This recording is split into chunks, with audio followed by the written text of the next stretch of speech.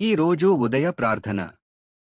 పరలోకమందున్న మా ప్రియమైన తండ్రి, ఈ ఉదయాన్ని చూడటానికి మాకు జీవాన్ని, ఆరోగ్యాన్ని, కృపను ఇచ్చినందుకు నీకు కృతజ్ఞతాస్తుతులు. కొన్నిసార్లు మా మనసు ఎంతో భారంగా ఉంటుంది.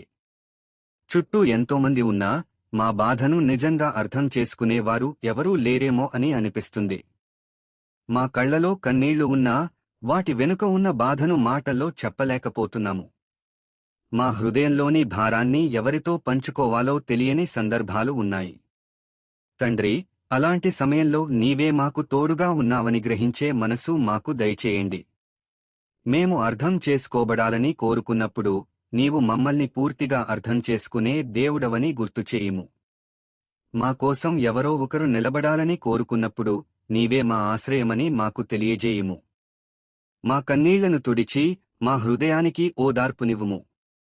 ఒంటరిగా మిగిలిపోయినట్లు అనిపించే క్షణాల్లో నీ ప్రేమతో మమ్మల్ని చుట్టుముట్టుము.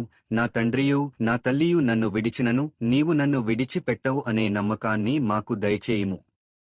తండ్రి, మనుషులు మమ్మల్ని అర్థం చేసుకోకపోయినా, మమ్మల్ని విడిచిపోయినా, నీవు మాత్రం మమ్మల్ని ఎన్నటికీ విడిచిపెట్టవని విశ్వాసాన్ని మా హృదయాల్లో బలపరచుము.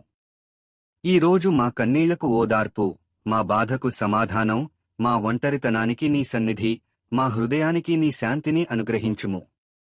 ఈ రోజు మేము ఎదుర్కొనే ప్రతి సమస్యలో మాకు జ్ఞానాన్ని ఇవ్వము. భయపడకుండా, నిరాశ చెందకుండా, నీ వాక్యమని విశ్వాసంతో మమ్మల్ని నింపుము.